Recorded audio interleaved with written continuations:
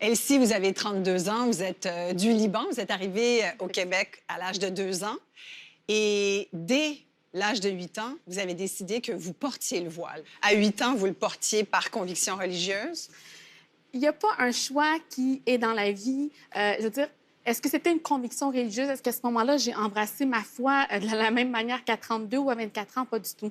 Je pense qu'à 8 ans, c'était l'équivalent des talons hauts pour une jeune fille. Pour moi, c'était déjà une marque identitaire, culturelle. Et puis, ça a été un champ... Le foulard pour une femme n'est pas une décision qui est figée dans le temps. Si vous allez voir mes photos, vous allez voir que mon style de hijab a changé tout au cours de mon parcours parce que c'est une remise en question qui est perpétuelle. On se pose des questions, les femmes musulmanes.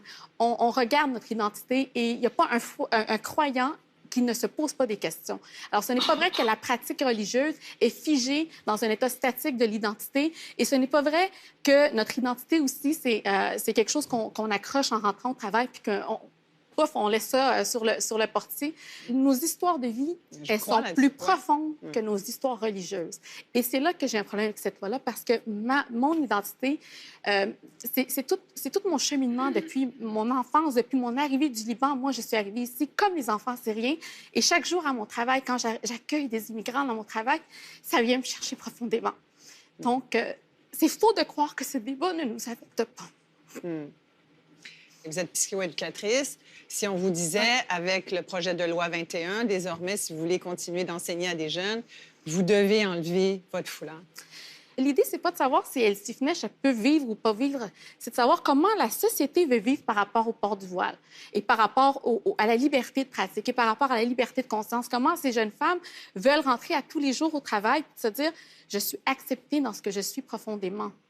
Donc, en même temps, pour vous, vous êtes déjà en poste. Donc, vous tombez sous la clause grand-père. Donc, en théorie, vous pourriez conserver votre foulard, même si, apparemment, au cours des derniers jours, votre poste a été coupé. Est-ce que vous pensez que c'est un lien avec le fait que vous portez un hijab? Je ne pense pas que ça a un lien, mais c'est sûr que ça tombe très mal parce qu'il y a des coupures aussi en éducation. Donc, mais je vous dirais qu'à travers mon parcours au travail, je l'ai souvent ressenti que ça me prenait à moi un double d'effort. Donc, j'ai déjà été accueillie dans des écoles où, d'emblée, la direction me faisait comprendre « je ne suis pas d'accord avec ton foulard ».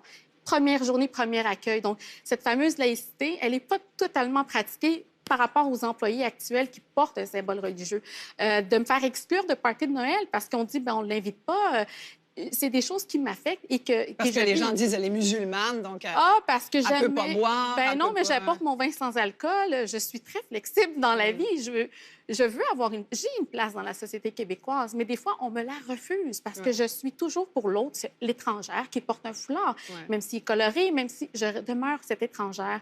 Et ça, c'est très blessant quand, au bout de 32 ans, tu te dis, mon Dieu, ça prend quoi au Québec pour que je sois considérée comme une Québécoise, pour qu'on arrête de me voir comme une loi. Et on dirait que je suis juste une loi à travers les années. Est-ce que vous comprenez tout de même que pour certains Québécois, certaines Québécoises en particulier, certaines femmes, le port d'un hijab, ça peut être perçu comme un signe de contrôle, comme une obligation? Moi, j'avais des très bonnes notes en histoire et j'adore. Je suis une amoureuse de l'histoire du Québec, même si je n'ai pas une très bonne mémoire. Et ce que ma mémoire a gardé, c'est le trauma que le Québec a vécu par rapport aux institutions religieuses, par rapport aux religieux.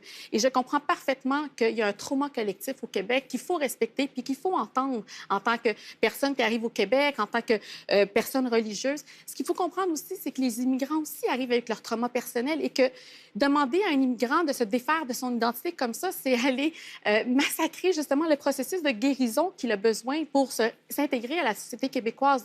Donc, ce n'est pas vrai que c'est seulement un choix de vie que l'on fait à un temps X puis dont on peut se débarrasser parce qu'il y a une tendance majoritaire différente de la nôtre. Merci beaucoup, Elsie.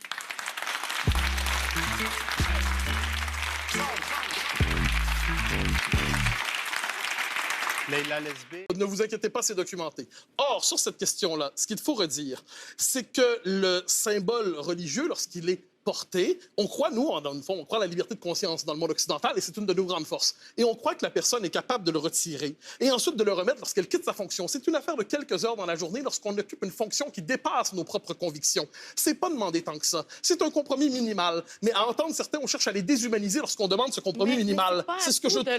C'est pas à vous de décider. Mais si, madame, c'est à moi comme à vous. C'est à moi comme à vous. C'est un débat démocratique. Parfait. Est-ce que c'est à moi de juger de ce qui est important pour vous et la valeur de chaque pratique que vous avez? C'est pas à vous de juger de l'importance et de la profondeur de ma pratique. Je veux dire, c'est pas grand-chose vous demander. Moi, ce que je vois, c'est l'équivalent de voir une personne en chaise roulante. C'est pas grand-chose. Je te demande de te mettre debout puis de marcher. Non, vous n'êtes pas en chaise roulante, madame. Non, vous n'êtes pas en chaise roulante. Mais c'est très handicapant. La société actuelle est très handicapante pour moi. Ce que je dis, nommons l'éléphant dans la pièce. L'éléphant dans la pièce. Ce qui dérange actuellement, c'est le foulard, point. Arrêtons de dire que c'est là qui pop et tout ça. Ce sont les femmes voilées. Et on sait que tout ça vient de la peur, de l'islamophobie actuelle, de cette folie, de cette peur. Et tant qu'on ne veut pas nommer les choses telles qu'elles sont, on n'avancera pas. Donc, pour vous, ce n'est pas une loi pour la laïcité, c'est une loi contre les femmes voilées. Pour nous, ce n'est pas les lois qui vont régler les choses, c'est l'éducation sur ce point-là, et accepter qu'on a des préjugés et des craintes. Non, mais Mathieu, sur ce point-là uniquement. Moi, je vous avouerai, ce débat-là se fera avec d'autant plus de sérénité qu'on va laisser de côté des concepts très polémiques et très chargés comme islamophobie.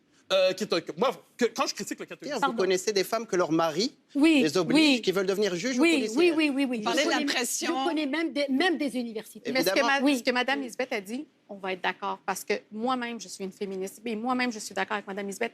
La pression sur la femme musulmane, elle existe. Et ça aussi, c'est un autre discours qui est très important.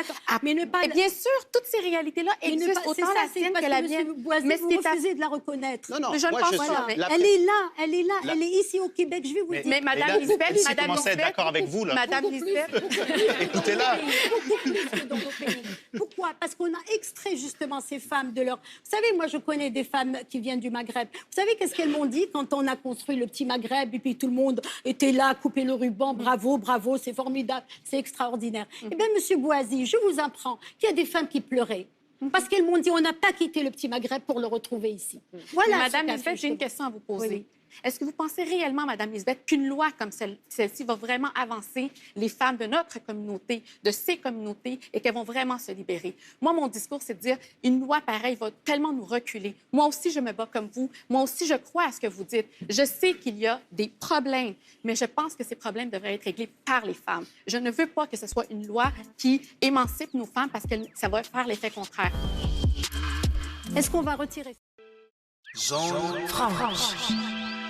Je sais qu'il y a des problèmes, mais je pense que ces problèmes devraient être réglés par les femmes. Je ne veux pas que ce soit une loi qui émancipe nos femmes parce que ça va faire l'effet contraire. Nous, on est capable de faire notre propre combat, d'aller aux troupes et de se libérer nous-mêmes si on en a besoin. Il y en a beaucoup qui sont très bien comme elles sont. Il y en a qui ne travaillent pas, qui sont très bien dans leur monde.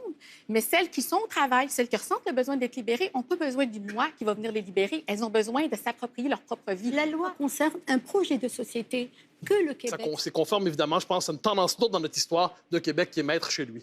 Ouais. Elsie? Je pense. Je pense qu'il y a eu beaucoup d'émotions. En dehors des émotions, une fois qu'on est plus calme et que le méchant est sorti, je pense que ce qui est important de dire, c'est que sur beaucoup de points, il y a des accords. Au niveau de la laïcité, on est d'accord sur beaucoup de points. Là où les idées se percutent, c'est au niveau des symboles religieux. Et ma position sera toujours favorable à la diversité. Le plus, surtout dans le monde de l'éducation. Dans le monde de l'éducation, la diversité est une richesse incommensurable pour nos enfants. Vous-même, avant l'émission, je sais que vous pensiez que si ça ne marchait plus pour vous au Québec avec votre voile, vous étiez prête à quitter. Est-ce que vous le pensez encore? Je pense que je quitterais n'importe quel pays qui veut dicter à une femme comment s'habiller. N'importe quel pays dans le monde. Vous avez parlé d'un espace de neutralité pour discuter.